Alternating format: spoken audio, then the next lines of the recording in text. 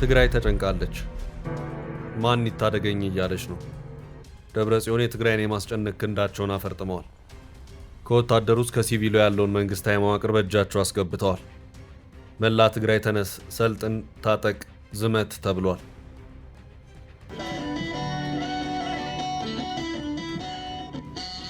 ይህም ባልከፋ የባሰው ግን መጥቷል።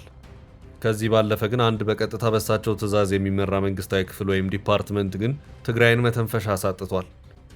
ጭምብል የለበሱትና ክላሽ ደግነው የሚንቀሳቀሱት የነ ደብረጽዮን ቀኝ እጆች ትግራይን አላስተነፍስ ብለዋል። ይህ የትግራይ አንገት ላይ ቆመው ዲፓርትመንት በቀጥታ በደብረጽዮን እንደሚመራና የትግራይ ሰላምና ጸጥታ ቢሮ ኃላፊ ተደርገው የተሾሙትና በቅጽል ስማቸውም ፍስሐ ማንጁስ የሚባሉት ጀነራል ፍስሐ ኪዳኑ ደግሞ ይህንኑ ተግባር እንደሚያስፈጽሙ በዛሬው ዕለት ይፋ የወጣው አንድ ዘገባ አመላክቷል። ይህ ሰው እኚህ ናቸው። ከልብ ዝሓቴና ናብ ቃልሲ ዝተሳተፍና ግን 4 ተጋደልቲና በትግራይ 17 ዓመታት የትጥቅ ትግል ወቅት ጀምሮ ወታደራዊ መሪ እንደነበሩ ኤርትራ ከኢትዮጵያ ለመገንጠል ታደርገው በነበረው የትጥቅ ትግል ወቅትም ከኤርትራ ታጣቂዎች ጋር በጋራ ሆነው ደርግን እንደተፋለሙም ሲናገሩ ይሰማል። አሁን ደግሞ በደብረጽዮን ቢሮ ስር በቀጥታ ከተቋቋመው የአስግዶ ወታደራዊ ምልመራ ቢሮ ጋር አብረው እየሰሩ ነው። ወጣቶች በቀንም በሌሊትም ጭምብል በለበሱ የህወሓት ታጣቂዎች ታፍነው ወደ ወታደራዊ ካምፖች እየተወሰዱ መሆኑን በዛሬው ዕለት ቢቢሲ ሰፋና ተንተና አድርጎ አስነብቧል። የብርጋዴር ጀነራል ምግብ ኃይለ ወጣቶች ለምን ለጦርነት እንደተፈለጉ የማስረዳቱ የፕሮፓጋንዳ ስራም እንደቀጠለ ነው። ረጊጽና ያዘለና መሬት ካፍቶም ብሔራዊ ሃርበኛታት ተጋሩ ቃልሲ ኣብ ምጅማር ዝለዓለ ተራ ዝነበሮም ናይ ንበል ዝተሰውኡሉን ዝተቀበሩሉን ጎቦታት ኢና ዘለና። ትግራይን ካስጨነቀው የጦርነት ድባብና የኢኮኖሚ ፈተና ባሻገር የዜጎች አፈሳ እጅግ ፈታኝ ሆኗል። የክልሉን ነዋሪዎች በማነጋገር በእርግጥ በአሁኑ ሰዓት በደብረጽዮን አገዛዝ በትግራይ እየተካሄደ ያለው የመሬት ሁኔታ ምንድነው የሚለውን በተመለከተ ቢቢሲ አንድ ሰፋ ያለ መረጃ አስነብቧል። ቢቢሲ እንዲህ አለ። ግንቦት 17 ቀን 2018 ዓ.ም በአብይ አዲ ከተማ አቅራቢያ በሚገኙ 2 የወርቅ ማዕድን ማውጫዎች አባግባና ሩባ ከዛ በሚባሉ አካባቢዎች የትግራይ ኃይሎች አርሚ 60 አባላትና ፊታቸውን የሸፈኑ ታጣቂዎች ከ700 በላይ ሰዎችን እንዳፈሱ ከተጎጂዎች ቤተሰብ ተረድቻለሁ።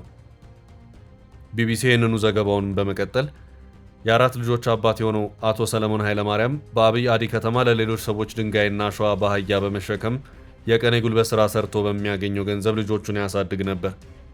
ነገር ግን እንደተለመደው ለሥራ ከወጣ በኋላ ከዛ በኋላ እሱና ያጎቱ ልጅ ወደ ቤት ሳይመለሱ ቀሩ። ባለቤቱ ወይዘሮ መድረክ ኪዳነ ማርያም ሰኞ ዕለት ወደ ሥራ እንደሄደ ጠዋት 3 ሰዓት ላይ ነው የወሰዱት። የምሰራበት ቦታ መንገድ ዳር ስለሆነ በግዳጅ ታፍሰው በመኪና ሲያልፉ አየሁኝ። እዚህ መኪና ላይ ያለ ሲሉኝ 500 ብር ተበድሬ ስጡልኝ ብዬ ሰጠኋቸው ብላለች። ከዚያም በኋላ ባለቤቷ ከማይቅንጣል አልፎ ወደሚገኝ ወታደራዊ ማሰልጠኛ እንደተወሰደ መረጃ እንዳገኘችም ትገልጻለች። በጣም ተጨንቀናል። ልጆቹን አፍቀውታል። አባታችን እያሉ እያስቸገሩኝ ነው። ልጆቹን የሚረዳ አንድም የለም። ሰለሞንም ልጆቹን ትቶ እዚህ ውስጥ የመግባት ፍላጎት የለውም። በኃይል ነው የወሰዱት። ሌላም ባለ ታሪክ ዘካሪያስ ከወርቅ ማውጫ አካባቢ ፊታቸውን በሸፈኑ ታጣቂዎች በኃይል ከታፈሱ በመቶዎች የሚቆጠሩ ወጣቶች መካከል አንዱ ነው። በአፈሳው ወቅት ድብደባ፣ ማንገላታትና ተኩሱ ጭምር እንደነበር የሚናገረው ዘካሪያስ ከጣንቋ አበርገለ፣ ቀይህ ተክሊና አብይ አዲ ወረዳዎች የመጡ 500 ሰዎች ወደ አብይ አዲ ከተማ ማዘጋጃ ቤት፣ ከቆላ ተንቤን የመጡ 200 ሰዎች ደግሞ በአብይ አዲ ከተማ ነዳጅ ማደያ አቅራቢያ ወደሚገኘው ግንባታው ወዳላለቀ ህንፃ በታጣቂዎቹ መወሰዳቸውን ለቢቢሲ ተናግሯል። ቢቢሲ ትግርኛ ያነጋገራቸው ሌሎች ሰዎች ከታፈሱ በኋላ ለከተማው ፖሊስና ጸጥታ አካላት እንዲሁም ለአብይ አዲ ከተማና ወረዳ አስተዳደር እንዳስረከቧቸው ይናገራሉ።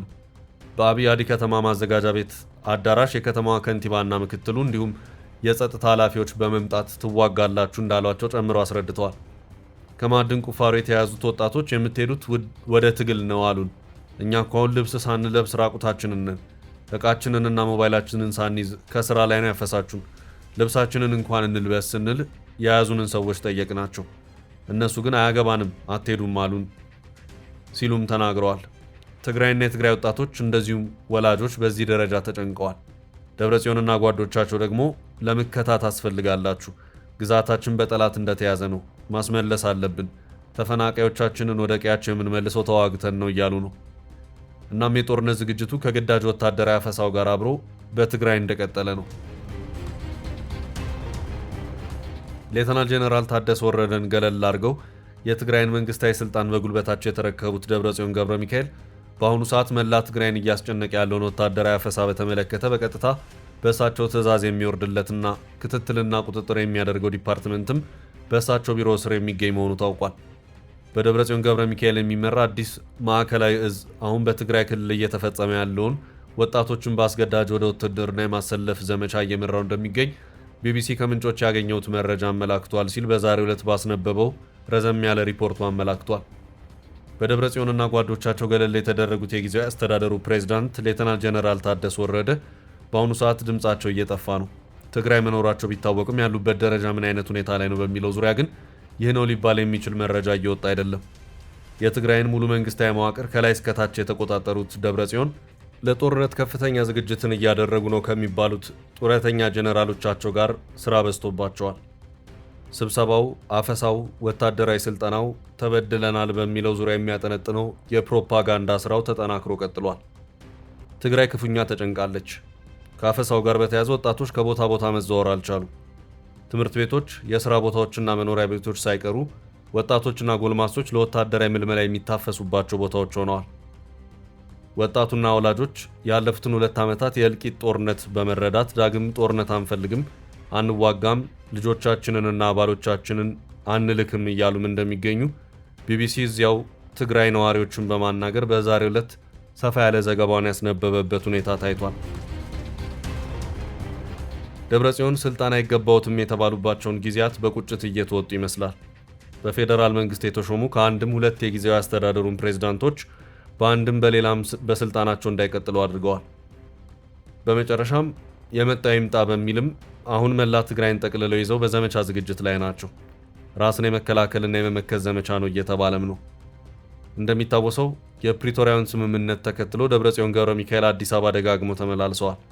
በተለይ ደግሞ ከቀድሞ የትግራይ ጊዜያዊ አስተዳደር አቶ ጌታቸው ረዳና ጓዶቻቸው ጋር በተያያዘ የደብረጽዮን የ4 ኪሎ ምልልስ በርትቶ እንደነበር የቀደሙት መረጃዎች ያመለክታሉ። ደብረጽዮን ጊዜያዊ አስተዳደሩን በፕሬዝደንትነት ለመምራት ሲያደርጉ የነበረው የ4 ኪሎ ደጅ ጥናት ነው በማለት በጊዜው የተለያዩ የትግራይ ፖለቲካ አክቲቪስቶች ጠንከር ያሉ ሂሶቻቸውን ሲያወርዱባቸውም ነበር። ይህ ሰው ለብዙ ዓመታት ስልጣን ላይ ቆዩ ናቸው። ከፌዴራል መንግስቱ የሚኒስትርነት ቦታዎች እስከ ትግራይ ክልል ፕሬዝደንትነትም ድረስ ረጅም ጊዜ ስልጣን ላይ ቆይተዋል። በፓርቲ አመራር ውስጥም ብዙ አሳልፈዋል። ለምን ጡረታ አይወጡም? ራሳቸውን ስለምን ከፖለቲካው አያገሉም ሲባልም ከርመዋል። እሳቸው ግን ለዚህ ጆሮም የለኝ እንዳሉ ይገኛሉ። ደብረጽዮን አጥብቀው የጠሉትን የፕሪቶሪያውን ስምምነት ቀሪ አድርገዋል። በፕሪቶሪያው ስምምነት መሰረት የትግራይ ጊዜያዊ አስተዳደር ፕሬዝዳንት ሹመት የሚመለከተው ጠቅላይ ሚኒስትሩን ነው። ደብረጽዮን አብዝተው የ4 ኪሎን የረገጡትም ከዚሁ ጋር በተያያዘም ነው። ሆኖም ጠቅላይ ሚኒስትሩ አይሆንም በማለት ደብረጽዮን ላይ ፊታቸውን አዞሩባቸው። የፌዴራሉ መንግስት ህገወጥ ባለውና በ2013 የተካሄደው ምርጫ ደብረጽዮን የክልሉ ርዕሰ መስተዳደር ተደርገው ተሹሞ የነበረ መሆኑ የሚታወስ ነው። ዛሬ ያንን ህገወጥ የተባለውን ምክር ቤትና መንግስታዊ መዋቅር ወደ ነበረበት መልሰው ደብረጽዮን ማን ይነካኛል እያሉ ነው። የክልሉ መንግስት እንዲፈርስ የተደረገው በጊዜው የደብረጽዮን ፕሬዝዳንት ሆነው የተሸሙበትን የዛሬ 6 ዓመቱን ምርጫ የፌዴራሉ መንግስት ህጋዊነት የሌለውና ቀሪ መሆን ያለበትም ነው ሲል አቋም በመያዙ ነበር። ከ2 ዓመታቱ ከባድ ጦርነት በኋላ ወደ ፕሪቶሪያዊ ሰላም ስምምነት ሲኬድ የፌዴራሉ መንግስት ከያዛቸው ጠንካራ የመደራደሪያ አቋሞች መካከል አንደኛው ያለ ፌዴራል መንግስት እውቅናና ይሁንታ የተካሄደው የትግራይ ክልል ምርጫ ውጤት ይሰረዝ፣ ምክር ቤቱም ይፍረስ የሚል ነበር። ይህ ይፍረስ የተባለው ምክር ቤት ደብረጽዮንን የትግራይ ክልል ርዕሰ መስተዳድር አድርጎ የመረጠ ነው። በጊዜውም መንግስት ወታደራዊውን የኃይል ሚዛን የጨበጠ በመሆኑ ህወሓት ይህንን እውነታ ተቀብሎ በዚሁ ስብሰባ ላይ ፊርማውን መኖርም ነበረበት።